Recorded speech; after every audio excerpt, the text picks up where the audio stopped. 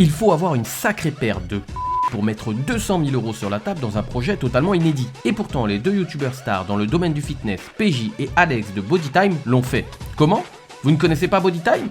Et pourtant, c'est quasiment obligatoire que l'algorithme YouTube vous ait recommandé une de leurs vidéos, vu leur ancienneté et leur renommée. Sur YouTube, il y a de tout, à boire et à manger, du pertinent et aussi souvent du n'importe quoi. Mais globalement, assez peu de youtubeurs innovent, et encore moins dans le domaine de la musculation. Je me devais donc, en tant que disrupteur, de foncer sur cette innovation, un programme de télé-réalité financé par des youtubeurs avec pour objectif de disrupter leur marché. Mais comme dans tout bon conte de fées, il y a un problème. Bah oui, les deux coachs de Bodytime ont bien compris qu'il est indispensable d'innover, de se différencier pour être remarquable. Mais ils ont oublié des points essentiels dans la structuration de cette innovation. Bah oui les gars, faut regarder plus souvent ma chaîne. Pourtant, à la base de leur projet, ils avaient vraiment tout pour réussir. Vous êtes sur la chaîne des disrupteurs. Attachez vos ceintures. Avant d'entrer dans le vif du sujet, nous devons en savoir plus sur ces deux jeunes hommes, Alex et PJ pour Pierre-Jean. Ce sont des pionniers de la remise en forme musculation sur YouTube. Ils ont commencé à publier en 2012 avec à ce jour plus de 1 million d'abonnés pour plus de 210 millions de vues. Waouh, ça tape. Avec ces chiffres, on ne peut qu'admettre qu'Alex et PJ font partie des poids lourds de la musculation du YouTube game. Petite stat intéressante, ils ont un taux de vues de vidéos assez faible par rapport à leur nombre d'abonnés. En moyenne, sur les 9 derniers mois, au moment où je tourne cette vidéo, seulement 5 vidéos sur 59 publiées ont dépassé la barre des 100 000 vues, soit 10% du nombre d'abonnés. Si je prends une autre chaîne que j'ai analysée, celle de Stéphane Edouard, la chaîne est à 95% d'engagement. Bon, c'est vrai que les sujets sont très éloignés et qu'il est difficile de pouvoir les comparer, mais ça permet tout de même de nous donner un indicateur. Je vous mets le lien de l'analyse du youtubeur sociologue controversé Stéphane Edouard dans la partie ressources sous cette vidéo en description. Donc soit les abonnés de la chaîne YouTube Bodytime sont peu engagés, soit il y a beaucoup de déchets dans les abonnements, ou soit les deux. Bravo à eux quand même, parce que à ce jour, sur ma modeste chaîne, je n'ai encore aucune vidéo qui a dépassé les 100 000 vues. Ce qui est certain, c'est qu'ils sont constants, qu'ils s'améliorent, qu'ils sont créatifs et que surtout, c'est ce qui nous intéresse aujourd'hui, ils innovent. Niveau musculation et remise en forme, on pourrait penser que tout a déjà été fait sur YouTube. Oui, et ben non. PJ et Alex vont le prouver. Ils produisent leur propre télé-réalité, enfin ils produisent, pas seulement, mais nous allons y revenir. Ils mettent sur pied leur propre émission de télé-réalité basée sur la remise en forme. Le nom du programme, 28 jours pour changer de corps. Bon, le titre parle de lui-même, inutile de vous décrire plus le but de l'émission. Chaque jour, sur leur chaîne YouTube, ils publient un épisode de 30 minutes environ. Pour mettre en œuvre ce projet, ils ont investi 200 000 €. PJ et Alex jouent également sur la transparence en détaillant tous les coûts du programme dans une vidéo dédiée sur leur chaîne. 200 patates. Les patates. 200. Bon, c'est chaud. Vous avez compris, on va parler de la télé-réalité. La télé-réalité, c'est un projet qu'on a tourné en septembre. Des années qu'on en parlait. Voilà, ça reste un très gros budget, comme vous pouvez le voir. Donc, alors 200 000 € pour un projet, autant vous dire qu'il faut avoir une sacrée paire de coronets pour se lancer dans une émission de cette envergure. Mais le propre d'un entrepreneur innovateur est de prendre des risques. Dans le secteur de la musculation, il est beaucoup plus commun de lancer une marque de t-shirt ou même de compléments alimentaires. Les spectateurs peuvent voter pour la meilleure transformation physique et ou pour leur candidat préféré. Il y aura des épreuves avec un système de points. Il y aura aussi l'élection de la plus belle transfo par PJ et moi-même, mais bien sûr, vous aussi, chez vous, vous pouvez voter. Celui qui remportera le concours gagnera un voyage à Dubaï, contrée des influenceurs. Pour remporter un voyage exceptionnel à Dubaï. Dubaï, c'est insane. Pour réaliser cette analyse, j'ai quand même regardé intégralement les 11 premiers épisodes de la série. Bah oui, pour connaître un sujet, il faut faire le job. Et je peux dire, étant amateur de télé-réalité, que le programme est vraiment bien réalisé et bien ficelé. Il aurait tout à fait sa place sur une chaîne de télévision de la TNT style Énergie 12 ou W9, chaîne spécialisée dans ce type de programme. Nous n'allons pas entrer ici dans l'histoire de la télé-réalité parce que j'ai déjà réalisé une étude complète sur ce sujet. Le lien est comme d'hab, où ça ? Dans la partie ressources, description de cette vidéo. Ouais, il connaît la musique. Musculation, remise en forme, télé-réalité, YouTube. Mais c'est quoi le rapport ? Eh bien, PJ et Alex ont su utiliser les ficelles de ce type de programme pour les adapter à leur activité. Depuis de nombreuses années, ils vendent des programmes en ligne de remise en forme, tels que le programme Apollon pour 299,90 € ou encore le programme DS pour le même prix. Vous noterez ici un élément dont je vous parle souvent, la cohérence dans le choix des mots. Ils vendent des programmes de remise en forme pour devenir plus beau ou plus belle, Apollon ou DS. C'est ce qu'on appelle le wording ou comment créer un langage propre, unique et cohérent avec votre marque. Nous en parlons plus en détail dans un entretien avec Lucie Michaud, spécialiste du sujet. Le lien, il est comme tout à l'heure en partie ressources sous sous cette vidéo. Leur série 28 jours pour changer de corps est une excellente preuve de leur concept. Les candidats vont suivre les recommandations des deux coachs durant 28 jours. Nous suivrons leur aventure et à la fin de celle-ci, leur corps sera sculpté grâce au programme BodyTime. C'est une publicité géante. Reprenons nos calculatrices. Le programme a coûté 200 000 €. Leur programme se vend 300 €. J'arrondis pour faciliter les calculs. Il leur faudra donc vendre 200 000 € divisé par 300 €, 667 programmes pour rentabiliser leur investissement. À ce jour, les 14 premiers épisodes ont cumulé 919 000 vues. Il leur faudrait donc convertir 0,073% de ces vues en vente pour amortir leur investissement. Sans compter que les vues continuent à augmenter et qu'il reste encore des épisodes. Mais au-delà des chiffres, Alex et PJ ont compris qu'en innovant, ils marquent des points dans les esprits. La bataille des chiffres, c'est ce dont je vous parle sans arrêt dans le marketing de Claude. Les conversions, le chiffre d'affaires, les coûts de production, le nombre de vues. Certes, c'est important, mais la bataille des chiffres se gagne d'abord par la bataille des esprits. Ou comment être présent de manière récurrente dans l'esprit de vos prospects, ici les spectateurs, et des clients, ici les acheteurs des programmes BodyTime. Pour gagner la bataille des esprits, il faut se faire remarquer. Innover en est un excellent moyen. La télé-réalité avec son format qui incite au clash et aux histoires d'amour est un excellent programme pour faire parler. On peut d'ailleurs l'observer dans la zone commentaire des différents épisodes. BodyTime, j'adore la série, ça change. Mais même si c'est une télé-réalité, ce serait cool un message de votre part, car les comportements de certains sont vraiment critiques. Virginie et Myriam, incroyable. Rarement vu des personnes aussi stupides et méchantes, irrespectueuses. Le comportement de Capucine envers Virginie et Myriam impose le respect. Garder son sang-froid face à deux personnes qui ont pour but de t'énerver, ça s'applaudit. Si vous en parlez, c'est que vous y pensez. Alex et PJ utilisent donc ces ressorts pour amener des conflits dans le programme, comme par exemple cacher un sac de friandises alors que les candidats sont rationnés sur leur nourriture, en demandant aux candidats de se dénoncer alors que ce sont les producteurs du programme qui l'ont dissimulé. Ça, c'est une blague. Ça ne met pas que tout le monde ramasse, il y a quelqu'un qui se dénonce. Dénoncez-vous les gars, s'il vous plaît. Vous continuez de faire des burpees, on ne veut pas vous entendre. Les conflits amènent les tensions, qui amènent les clashs et qui amènent le buzz, tant recherché sur les réseaux sociaux. Publier un épisode par jour fabrique un rendez-vous quotidien, une habitude. Cette habitude sera ancrée plus durablement grâce au format du programme qui crée une fidélisation de l'audience par les situations, nous voulons connaître la suite des événements, et aussi par la connaissance des personnages auxquels nous nous accrochons en fonction de l'identification du candidat. Durant les épisodes, les deux coachs donnent leurs conseils aux candidats directement, mais aussi lors de courts passages directement aux spectateurs. Les acides aminés, ils sont au nombre de 22. Dans ces 22 acides aminés, il y en a 8 qui sont essentiels, c'est-à-dire que votre corps n'est pas capable de les produire. Ce type de conseils sur l'alimentation, les entraînements, renforcent leur crédibilité tout en faisant un rappel implicite à leur programme. On retrouve d'ailleurs à la fin de chaque épisode un appel à l'action direct pour rejoindre leurs différents programmes. Appel à l'action court et efficace avec diverses photos de transformation des précédents clients. Comme nous l'avons vu auparavant, PJ et Alex produisent le programme, mais pas seulement. C'est également eux qui le réalisent et qui le présentent. Ils sont présents durant une grande partie de chaque épisode. Ils sont aussi visibles que les candidats. Cette présence renforcée accroît leur personnel branding. Ils incarnent la marque BodyTime dans leur programme. Pas question de laisser les candidats devenir des stars, ou tout du moins, pas autant qu'eux. PJ et Alex ont innové avec ce type de programme, mais ils ont oublié un principe fondamental de l'innovation. En aucun cas, vous ne devez...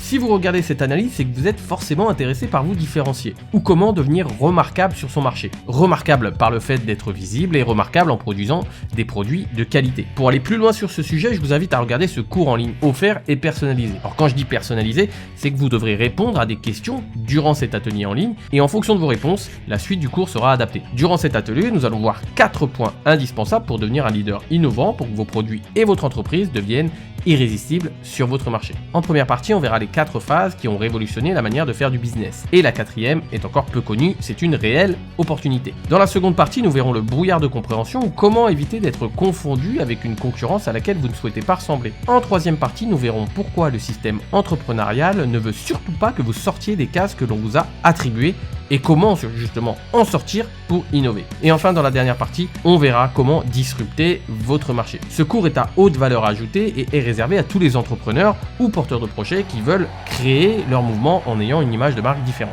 Pour regarder ce cours en ligne offert et personnalisé, vous avez juste à cliquer sur le premier lien en dessous de cette vidéo en description, vous entrez votre email, vous répondez à un court sondage, donc c'est à vous de jouer si vous souhaitez vous différencier et être reconnaissable auprès des clients qui n'attendent qu'une chose, c'est de vous payer à la hauteur de votre valeur. Quand vous avez un savoir-faire, le savoir-être doit être à la hauteur. Selon l'économiste Joseph Schumpeter, je sais j'en parle souvent mais vous devez lire ses livres, concepteur de la théorie de la destruction créatrice, lorsqu'une innovation de rupture intervient, elle chasse les entreprises qui sont dépassées, obsolètes et qui doivent alors fermer et licencier. Si celles-ci ne remettent pas en cause leur système de création et de production, elles disparaissent simplement. Ce fut le cas avec l'apparition de la télé-réalité qui marqua une vraie rupture dans le paysage audiovisuel français. Depuis, nous avons vu apparaître pléthore de programmes similaires sur quasiment toutes les chaînes françaises depuis l'avènement de ce type de programme en 2001. Mais ici, nous parlons d'innovation de rupture. Une innovation qui renverse la table. Une disruption. Voici d'autres exemples d'innovation de rupture. L'iPhone marque un réel tournant pour les téléphones portables, qui sont rebaptisés smartphones d'ailleurs. N'oubliez pas l'importance des mots. Téléphone intelligent, smartphone. Le clavier à touche, présent à grande majorité sur les produits, est remplacé par un écran tactile. Le téléphone n'est plus un simple émetteur-récepteur, mais aussi un objet de consommation d'informations grâce à Internet. Allez, on remonte encore un peu dans le passé. En 1901, Henry Ford disrupte le marché du déplacement, dominé par la présence des chevaux, en créant la voiture. Il dira, si j'avais demandé aux gens ce qu'ils voulaient, ils m'auraient répondu des chevaux plus rapides. Remontons encore un peu plus loin pour un dernier exemple. En 1879, Thomas Edison invente l'ampoule électrique avec un filament, révolutionnant au passage la manière de s'éclairer. C'est ça une innovation de rupture. Et malheureusement, PJ et Alex arrivent un peu tard sur le marché des programmes de télé-réalité en proposant une innovation incrémentale. À l'inverse de l'innovation de rupture qui change tout, l'innovation incrémentale améliore l'existant. Elle le change par petites touches. Alors reprenons la série de nos deux coachs. À regarder de plus près, le casting est typique des programmes de télé-réalité. Alors on a quoi comme type de personnage? Le sportif beau gosse, la bimbo écervelée fanatique de botox, la bobo chimique adepte de tantrisme. Nous avons droit à tous les clichés déjà éprouvés. Le tournage est également très classique avec les épreuves où il faut manger des choses peu ragoûtantes. À découvrir ce qu'il y a là-dessous. Un scorpion. Le montage est dupliqué sur les canons standards de ce type de programme avec Dans l'épisode précédent, ou encore. dans le prochain épisode. Alors voici un petit exercice qui fonctionne à chaque fois pour observer si votre produit vidéo, parce qu'ici on parle de la vidéo, sort du lot. Regardez la vidéo en coupant le son et comparez-la à la concurrence. Si nous n'arrivons pas à faire de réelles différences entre les multiples plans, c'est que vous êtes victime du marketing de clone ou comment reproduire les stratégies d'une concurrence à laquelle l'on ne souhaite pas ressembler. Tiens, on va faire le test avec la série 28 jours pour changer de corps en mélangeant son générique avec des produits standards et leaders du marché, comme par exemple les Marseillais ou les Anges.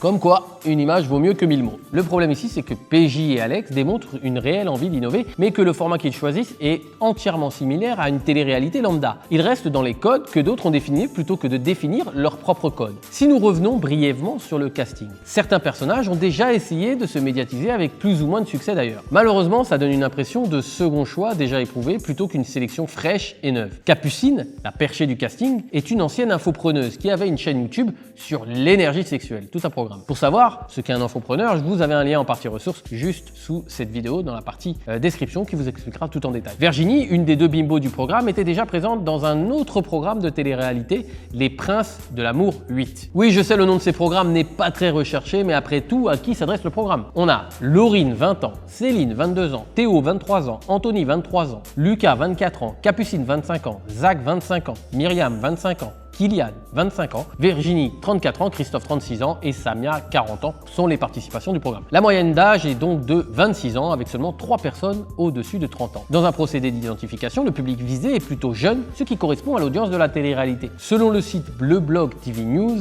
l'audience des Marseillais, programme leader dans ce style, réunit un public de 30 ans de moyenne d'âge. PJ et Alex ont bien ciblé leur programme pour rester dans les standards. Les dialogues bourrés de types de langage des personnages s'adaptent tout à fait à la cible recherchée. Mais ouais, massage du sportif, mais recommandé par mon médecin, mon ostéo, t'as vu? Moi je fais comment pour me soigner après, t'as vu? Je peux aller dehors, t'as vu? Pas de problème, t'as vu? Et je communique, on est là pour vivre en communauté, t'as vu? Le gagnant de la série sera déterminé par la meilleure transformation physique, mais aussi, et peut-être même surtout, par ses traits de personnalité. Ainsi, les deux coachs invitent régulièrement à voter pour la personnalité préférée du programme. Nous nous éloignons du but du programme, transformer le physique des candidats pour se rapprocher du concept standard d'élimination des jeux de télé-réalité. Alors le choix de la destination du vainqueur n'est pas anodin. Dubaï est la destination préférée de tous les influenceurs qui ne cessent d'en faire la promotion sur leurs réseaux sociaux. Une fois dit tout ce que je viens d'énumérer bout à bout, on constate que PJ et Alex ont voulu innover mais qu'ils se sont soumis au code d'une industrie lourde de 20 ans d'histoire. Rien de vraiment nouveau à l'horizon. C'est une innovation incrémentale et non de rupture alors que le marché a besoin d'une réelle rupture. Et je vais vous le démontrer tout de suite.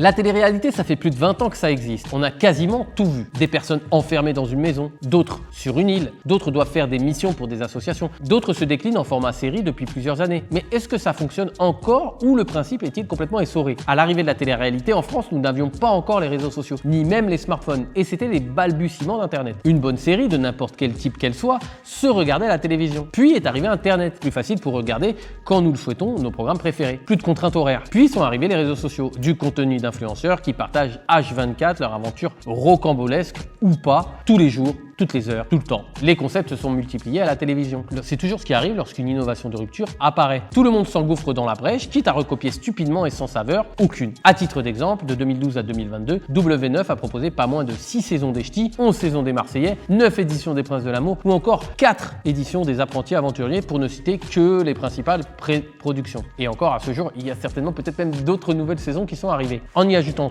tout ce que l'on peut retrouver sur les réseaux sociaux, nous arrivons à une overdose du concept. La rareté, gage inconscient de qualité, n'est plus de rigueur et les audiences s'en ressentent. Depuis le lundi 21 février 2022, W9 mise sur les Marseillais au Mexique en access prime time, c'est-à-dire en début de soirée. L'émission de télé-réalité a divisé son audience par 2 pour son 10e anniversaire alors que c'est l'un des programmes les plus regardés de télé-réalité. Après 2 semaines de diffusion du programme de PJ et Alex, à raison d'un épisode par jour, la moyenne de vues par épisode est de 65 000 vues. Bien évidemment, ces vues vont augmenter puisque la série est en cours. On observe un réel engouement pour le premier épisode qui a largement surperformé par rapport aux autres avec 180 000 vues aujourd'hui au moment où je tourne cette vidéo. C'est normal, c'est l'attrait de la nouveauté. Après le premier épisode, les vues se stabilisent à 50 000 vues par épisode à peu près. Ce qui représente, au vu de l'ampleur du projet, en coût financier et en énergie, une contre-performance. Les coachs iront en ce sens avec ce commentaire sous un des épisodes. Au niveau de la visibilité, c'est en dessous pour l'instant, mais ça peut vite changer, donc on ne se fait pas de soucis. Malheureusement, je pense que la série est trop standard pour exister, surtout que le marché est en déclin. PJ et Alex se sont sûrement laissés emporter par la fougue de l'entrepreneur qui souhaite innover, mais ils n'ont pas pris en compte tous les facteurs du marché. Et oui, la raison est toujours supérieure à la passion. Mais même avec tout ça, on ne peut que reconnaître que PJ et Alex ont innover dans un marché qui est dominé n'est pas chose aisée. Pour cela, l'entrepreneur innovateur doit résister à la pression. La pression des résultats, la pression du marché, la pression de l'entourage, la pression de ses propres pensées. L'entrepreneuriat est pour moi une expérience sociale qui permet de sélectionner des personnes qui sont prêtes à risquer beaucoup plus que la moyenne. Mais la télé-réalité est également une forme d'expérience sociale. Des individus enfermés doivent résister à la pression du groupe en fonction de leur personnalité. Pour le programme 28 jours plus tard, la candidate Capucine paraît faible aux yeux du groupe. Faire ta victime, hein. Je te le dis, moi tu sais pas qui tu parles, elle est sérieuse ou quoi celle-là? Et calme-toi, je te jure. Eh ben je me calme pas, tu vas faire quoi? Je me calme pas. Elle est donc la cible de la majorité des candidats. C'est une expérience sur le leadership et la pression du groupe. J'ai fait une analyse sur ce sujet délicat, elle est indispensable à regarder si vous voulez aller au-delà de vos limites pour vous transformer en entrepreneur innovateur comme PJ Alex par exemple. Précédemment, j'ai dit que c'était une contre-performance. Mais une contre-performance par rapport à quoi? Bah oui, je mets toujours du doute et du discernement dans mes raisonnements et je l'applique à moi-même. Ce que j'ai pu observer n'est que la face visible de l'iceberg. Il y a une face cachée dont je n'ai pas connaissance. Seuls les 2 coachs de Bodytime savent de quoi il en ressort. Ce qui est certain, c'est qu'ils ont tenté quelque chose. Tenter, c'est toujours mieux que de se soumettre. Et même si cela amène à l'échec. Puisque l'échec fait partie de l'ADN de l'entrepreneur innovant. Alors j'aime prendre l'exemple de Dyson parce qu'il est significatif. Il s'est aperçu que le marché de l'aspirateur avec sac était moins efficace et moins sain qu'avec un aspirateur sans sac. James Dyson a échoué 99,98% du temps avant de trouver le prototype qui fonctionnait. 5126 échecs. C'est pour ça qu'on ne peut pas dire que PJ et Alex ont échoué. Ils ont juste fourni une pierre supplémentaire au mur qui leur permettra d'ériger une innovation de rupture. Bravo à eux pour le courage qu'ils ont eu pour mettre autant d'énergie et d'argent dans un projet novateur. Bravo à eux également pour essayer de faire avancer les choses. Et vous, que faites-vous pour créer vos codes et ne plus subir ceux de votre marché? À moins que vous ne préfériez être l'énième copie d'une copie et de vous transformer en photocopieur. Alors aujourd'hui on a parlé de musculation et de remise en forme. Je vous invite à me retrouver tout de suite dans cette vidéo. J'ai fait une étude de cas sur le fitness très intéressant pour augmenter ses prix et sans penser sans arrêt à la fameuse stratégie du marketeur qui n'a plus rien d'innovant, baisser ses prix. Cliquez sur le lien qui vient de s'afficher, on se retrouve dans cette autre étude de cas.